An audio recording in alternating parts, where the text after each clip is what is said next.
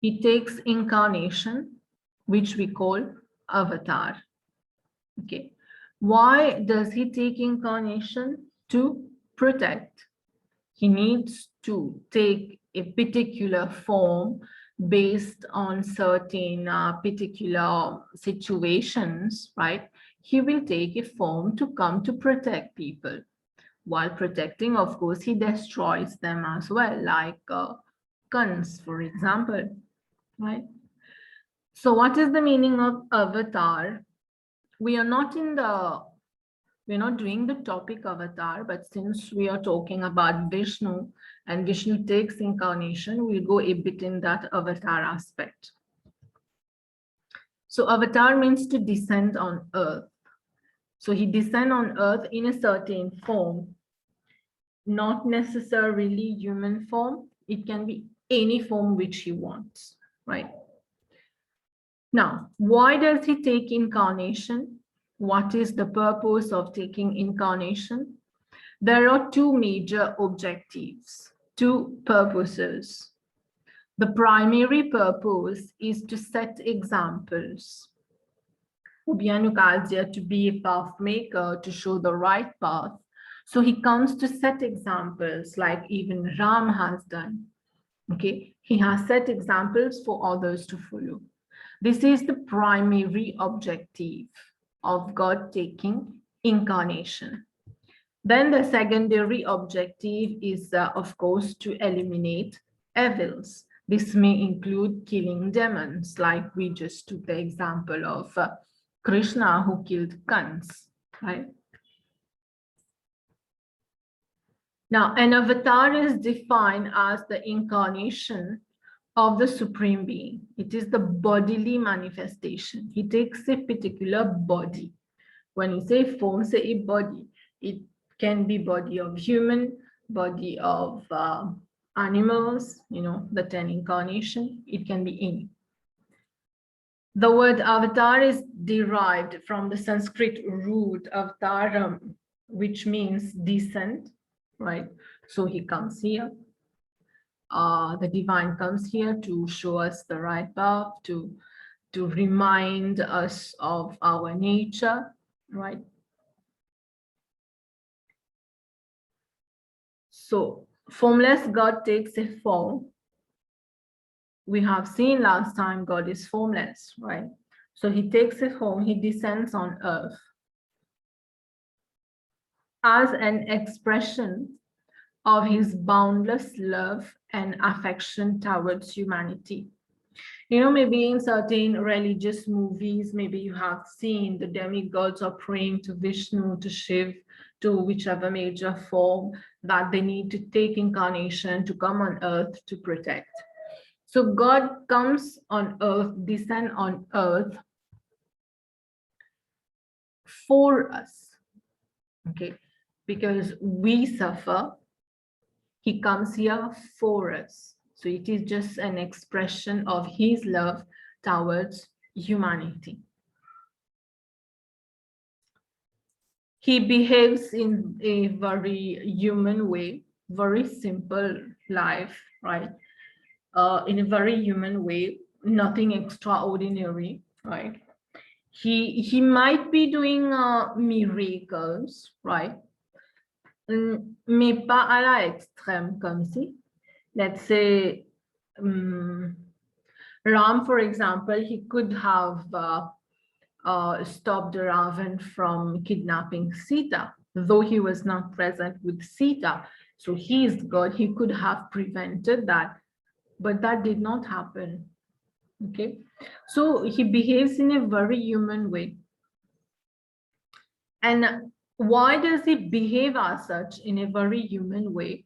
Commander, the primary objective is to set examples. That's why he behaves as such in a very human way. Nipa can see every time he's showing his powers, doing miracles and all. He does miracles, God does miracles, but when it is very needed, right?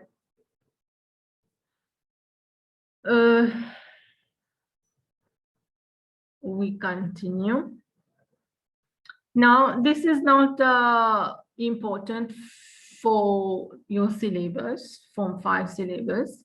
Yet, let's talk about it since we are talking about avatarhood, incarnation. The scriptures mention 7 characteristics of a divine incarnation. Okay, every incarnation they have these 7 characteristics. Premièrement, Aishwarya, unmatched splendor ou bien prosperity. They have Kirti. Kirti means eternal fame. They have Gyan, knowledge. Vairagya means non-attachment. Srishti, say they have the power of creating. Sthiti, they have the power of preserving. And Lay, which can also be called Pralay, say destruction. Right? So all the avatars, actually, they have these characteristics. But please note, these are not important for your syllabus, right? It's not part of syllabus. Now let's see what Krishna has said in the Bhagavad Gita concerning avatarhood. Why does he take incarnation? Krishna in the Dwapar Yuga, maybe you know we have 4 yuga, right? So we have 4 yuga, what we call era in English, right? So the first one being the Satyug, then you get the Treta Yuga, then you get the Dwapar Yuga, and then Kali Yuga. We are right now in the Kali Yuga, almost the end of Kali Yuga, right? Almost, I'm saying, because we have still many years, millions of years to go, but so we are still in Kali Yuga, right? And the avatar to come in Kali Yuga, you know, is the Kalki avatar. We'll see. So what Krishna in the Dwapar Yuga itself, he said that he has declared, Yada yada hi dharmasya glanir bhavati bharata abhyuthanam adharmasya tadatmanam srijamyaham paritranaya sadhunam vinashaya cha dushkritam dharma samsthapanarthaya sambhavami yuge yuge.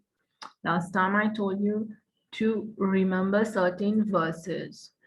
This one definitely you can remember. Okay. If you can't remember the whole, at least the first one. It's actually not 2 verses là-dedans, right?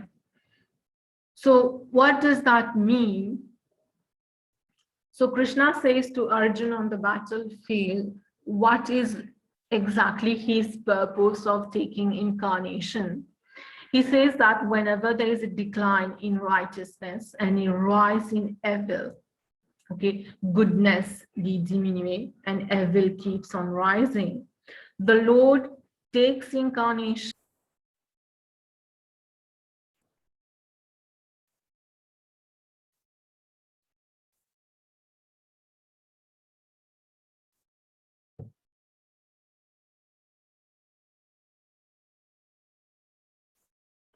Okay, sorry, it was just the internet. So I take it again.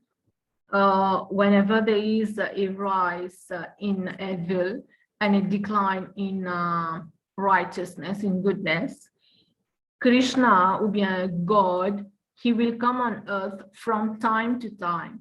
From time to time may refer to every yuga, right?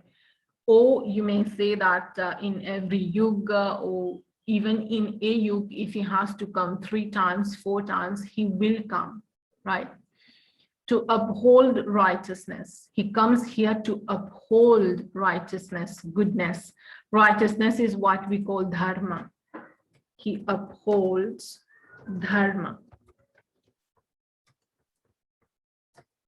So this is one of his purpose of taking incarnation. He protects the virtuous people, right? And then he is going to uproot the evil or the evils or the demons, right? The avatar appears whenever the world is passing through a spiritual and moral crisis. Then the Lord comes, okay? Because right now, what we are going through is actually the crisis.